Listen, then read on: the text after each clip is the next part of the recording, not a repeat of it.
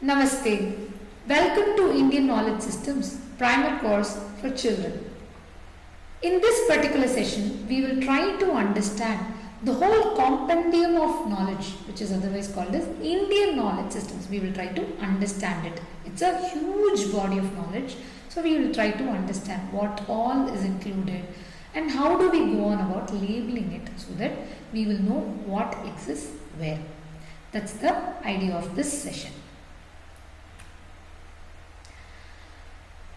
All of the knowledge in the Bharatiya tradition is derived from the Vedas.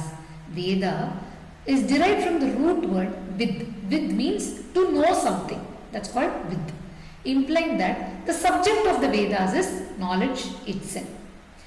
Here, when we keep telling about knowledge, we are talking about that which is changeless, the supreme reality behind every time changing objective reality. What does that mean? We are talking about Nitya Vastu, that which is changeless, that which is eternal.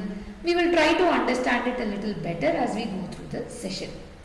Initially, if you look at it, the Vedas were transcended. They were passed from one generation to another through oral tradition.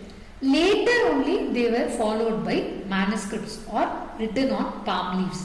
Okay? Usually otherwise it will be oral tradition.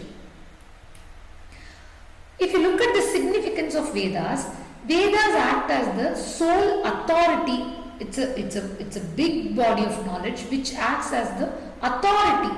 The earliest known literature is written in Sanskrit prose and poetry. Otherwise, it was earlier to this, before any written down instrument, any manuscript was passed on, it was always an oral tradition.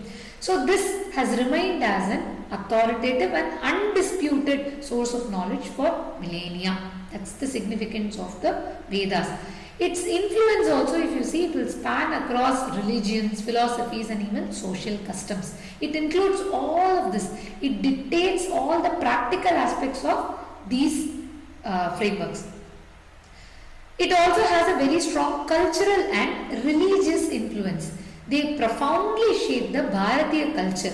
It dictates terms of worship, how a rites should be performed, what is the ritualistic procedure, what are all the social attitudes. Even today, it dictates those terms. As you look at it, although it is a huge body of knowledge, it is also equivalently very diverse. It's a huge, diverse knowledge repository. So it encompasses both the spiritual knowledge, which is called as Para Vidya, and worldly knowledge, which is called as Apara Vidya. It discusses subjects like even science, politics, psychology, architecture, arts. At the same time, it also talks about the inner reality. It talks about what is the true nature of an individual. It talks about Atman and realizing Brahman, all of that, which is a combination of both Para and Apara Vidya. It has also lent itself to numerous interpretations. While the Vedic texts have remained largely unchanged, they have been interpreted into multiple different ways through varied commentaries over the time, leading to the birth of different school of thoughts, philosophies and practice based on the commentaries and interpretations. So whenever you approach such a huge body of knowledge, if understanding a body of knowledge is a little tough, let's say that you are looking at a big book. Any book, if you see, will have some amount of knowledge in it. Let's say you're looking at your science book. So when you look at your science book, there is definitely a categorization or labeling and indexing that will happen. If the science book is of 300 to 500 pages, then you will definitely have a table of contents which will clearly say these are all the different chapters it will deal with. It's a labeling technique so that we will be able to better understand the knowledge that is being presented to us. A certain structure gets maintained. Similarly, Vedas, which is a huge compendium of knowledge, is also labeled and indexed into two major categories. One is Chaturdasha. They are categorized into sthanams or branches. One is the Chaturdasha Vidya Sthanani, another is the Ashtadasha Vidya Sthanani. Chaturdasha means 14 sthanams or 18 sthanams. We will delve deeper into what these are. This is a verse from the Yajnavalkya Smriti which talks about the classification into 14 sthanams. Let's try to recite the verse. Purananyaya mimamsa dharmashastranga mishritaah vedasthanani vidyanam dharmasya cha chaturdasha. So there are categorizations into Upa Angas. A bigger category is called as Upa Anga. Upa Anga includes Purana, Nyaya, Mimamsa and Dharma Shastra. So there are 4 Upa Angas. The Vedas and Veda Angas follow. So there are 3 major categories into the Chaturdasha Vidyasthanani. The Upa Anga, which has subclassifications into 4, Purana, Nyaya, Mimamsa and Dharma Shastra. The Vedas and the Veda Anga. The Vedas are 4. We will see what they are shortly. And the Veda Angas are 6. The 6, very quickly introducing the Veda Angas, they are Shiksha, Vyakarana, Kalpa, Nirukta, Jyotisham and Chandas. These are the 6 Veda Angas. So, Upa Angas means these are ancillary organs of the body of knowledge. Vedas are the primary source of knowledge and Veda Angas are organs of ancillary part to the Veda which helps us understand the Veda properly. That's called Veda Angas. So totally there are 14 groups we just saw.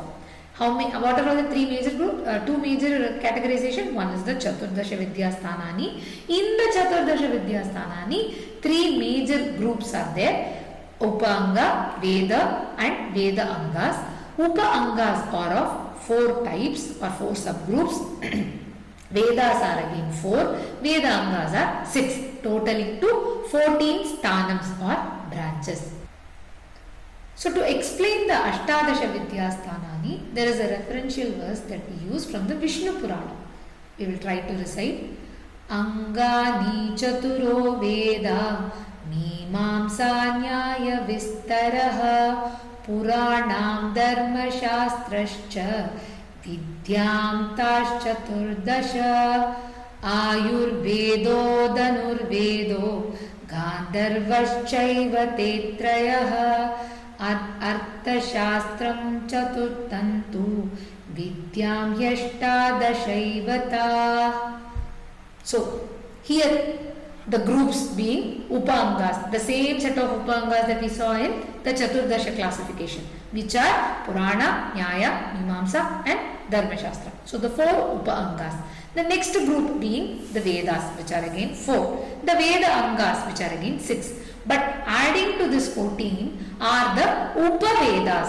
4 Upavedas, which are otherwise called as ancillary Vedas. Each of the prime texts of Vedas would have given birth to ancillary Vedas or Upavedas called as. These 4 are Ayurveda, Dhanurveda, Gandharva Veda and Arthashastra. So totaling to 18 groups. We already saw, since Vedas itself is a huge compendium of diverse knowledge, it's a huge repository of knowledge, it becomes functionally important to classify them or categorize them into sthanams or branches. That's how we saw 2 important ways of classifying. One according to the Yajnavalkya Smriti being just Chaturdasha Vidyasthanani and another according to the Vishnu Puranam is the Ashtadasha Vidyasthanani. Now, let's delve deeper. Let's see what are all the 4 primary knowledge systems which are the Vedas. So, the first Veda is the Rig Veda. Rig literally means praise for a deity. That's what is the meaning of Rig. So, Rig Vedas are made of suktas. Lot of suktas will be there. Stri Sukta, Purusha Sukta. All these suktas will be there. These make the Rig Veda. Some suktas are made together to form even mandala. There are 10 mandalas in Rig Veda consisting of about 1017 suktas. So, there are a total of 10,472 rigs. What are rigs? Rigs are basically like verses. They are usually used for praising the deity. So the Upaveda that came from the Rig Veda is Ayurveda. Now, Yajurveda. Yajus means Vakyam or sentence. Since Yajus are found to be clustered, these are clustered, sentences are clustered. These are called as Samhitas. Rigs cluster is formed and Suktas are formed from Rigs. Suktas clustering form Mandala. Here, Yajus are sentences. These cluster to form something called as Samhita. So broadly, Yajurveda is divided into Krishna Yajurveda and Shukla Yajurveda. The Krishna Yajurveda includes three kind of texts. What are they? They include mantra. Mantra means praise to the deity will be done in the mantra aspect of it. Arthavada. Arthavada is commendation and condemnation sentences will be included. The explanation and all of that. Brahmana, which explains the procedure in itself. When we talk about the ritual, how to chant and all of that, that will be explained in the Brahmana. So these are the three aspects that will be included in Krishna Yajurveda. These three are seen in an amalgamated form. That means what? It will be intermixed in the whole Vedic text. It will be intermixed. That's why it is called as Krishna Yajur. Krishna means there is no clear categorization. It is all a little intermixed, that's why it's called Krishna Yajurveda. In fact, some rigs in this Yajurveda are also supplied from the Rig Veda.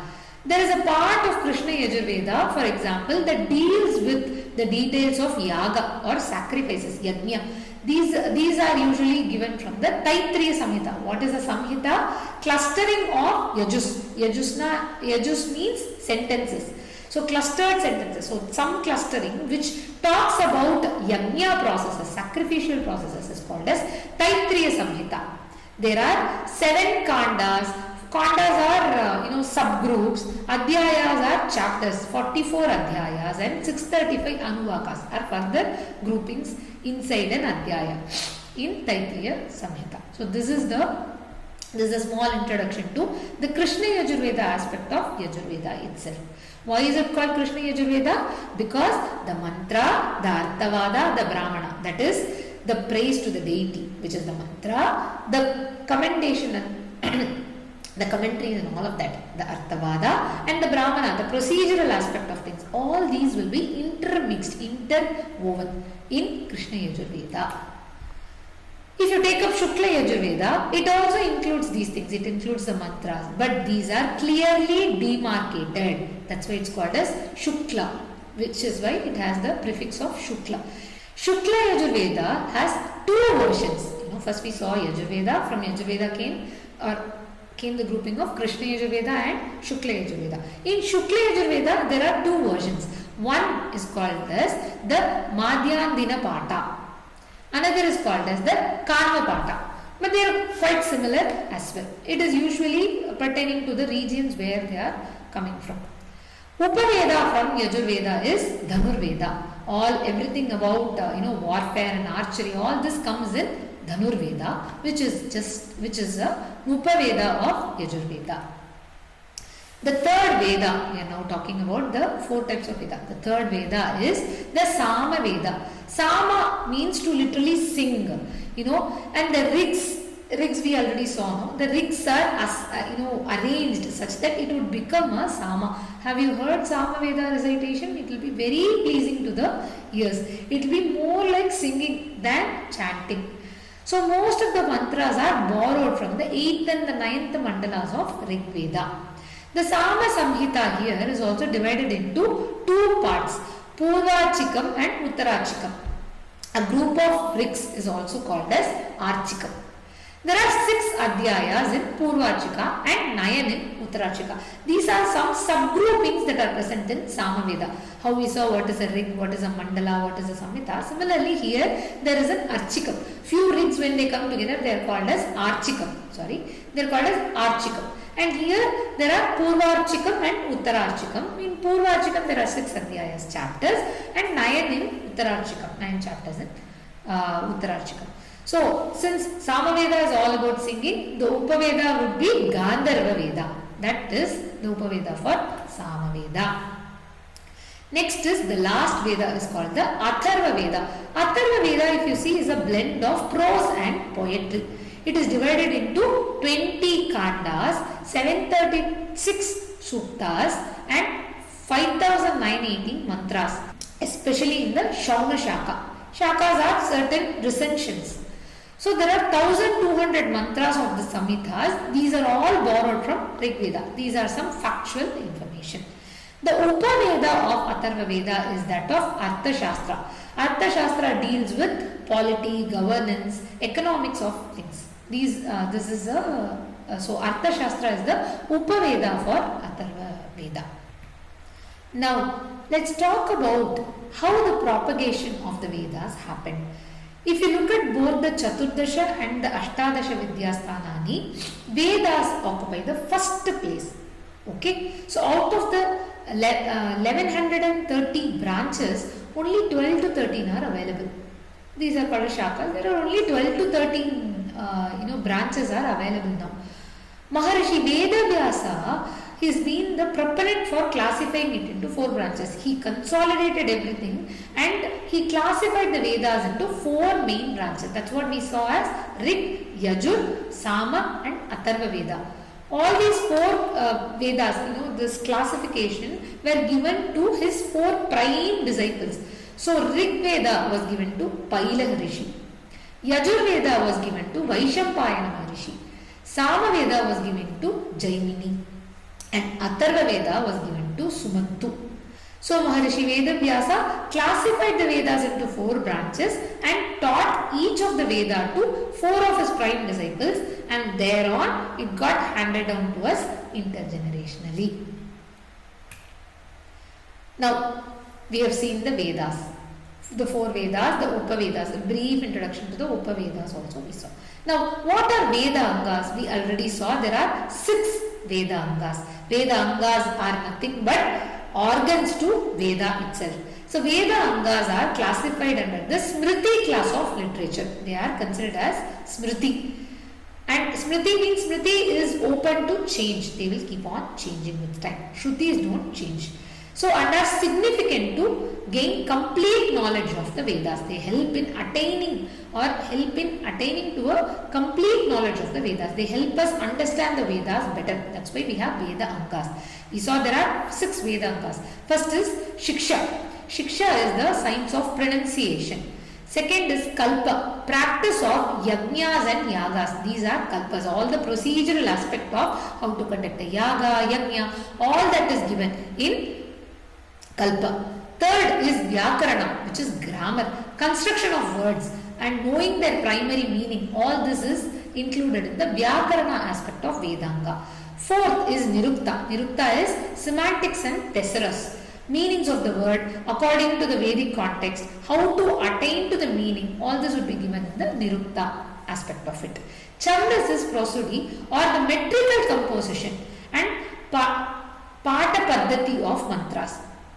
Metrical composition as in they will be arranged in different meters. This is called as Chandas. Jyotisha is knowledge of appropriate time and place to perform the Yajnas and Yagas. So all these are given in the Veda Angas. So we saw 2 main groupings now, Veda and Vedanga. Then for we also briefly saw Upaveda. Now we will look at Upa Angas. We already saw what were all the Upa Angas? Purana, Mimamsa, Nyaya Shastra and Dharma Shastra. So Upa Angas are 4 bodies of knowledge. The Puranas, there are 18 Mahapuranas. Some examples are Brahma Purana, Bhavishya Purana, Padma Purana, Vishnu Purana. All these are 18 Mahapuranas. There are 18 Upa-Puranas also. Devi Bhagavata, Narasimha Purana, Shiva Purana, Shantakumara. All these are Upa-Puranas. Itihasas. We have 2 main huge Itihasas, Srimad Ramayanam and Mahabharata. All these are the Purana aspect of Upanga. Then comes Mimamsa. Mimamsa is system of interpreting the Vedic text. It also forms one of the Darshana Shastra. There are 6 Darshana Shastras. Darshana Shastras are nothing but Indian philosophical texts. Okay, there are 6 of them. One of them is Mimamsa. So Mimamsa helps in also interpreting the Vedic texts. Nyaya Shastra is the system of logic, while Dharma Shastra is, which is also Smriti, are Granthas which talks about general code of conduct, ethics, principles. All this is being talked about in Dharma Shastra. These are the 4 main Upa-Angas. So we have almost seen all the 18 Vidyasthananis. What are they? Vedas 4, Veda Angas 6, Upa-Vedas 4 and Upa-Angas 6. Sorry, Upa-Angas 4. We will delve a little deeper into the Upa-Vedas.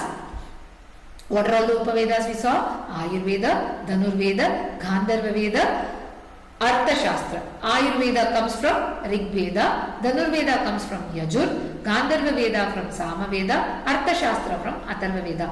Ayurveda is the science of healthy living, wellness, health, holistic health, includes prevention and cure of diseases. All this is included in the Ayurveda Shastra. Dhanurveda is the science of archery, martial arts, warfare. All this is in Dhanurveda, which is an Upaveda of Yajurveda. Gandharva Veda is form of fine arts and music and dance. All this is included in Gandharva Veda, an Upaveda of Samaveda. And next comes Arthashastra, which is the Shastra, the science of dealing with finance, economics, craftsmanship, governance, polity, public administration. All this is included in Arthashastra, which is an Upaveda in Atharva Veda. So we totally saw there are 2 ways of labeling or indexing the whole of the Bharati Jnana Vijnana Parampara, the whole of the Indian knowledge systems, which is dividing them into 14 sthanams or 18 sthanams branches, otherwise called as the Chaturdasha Vidyasthanani or the Ashtadasha Vidyasthanani. In the Chaturdasha Vidyasthanani, we saw 4 Vedas, 4 Upa-Angas and 6 Veda-Angas. The same thing with 4 Upa-Vedas will give you 18 branches or 18 groupings called as the Ashtadasha Vidyasthanani. Okay? So, this is how broadly the whole diverse knowledge repository of Indian knowledge systems is classified into. This is a brief introduction to approaching the body of knowledge in its totality. Thank you.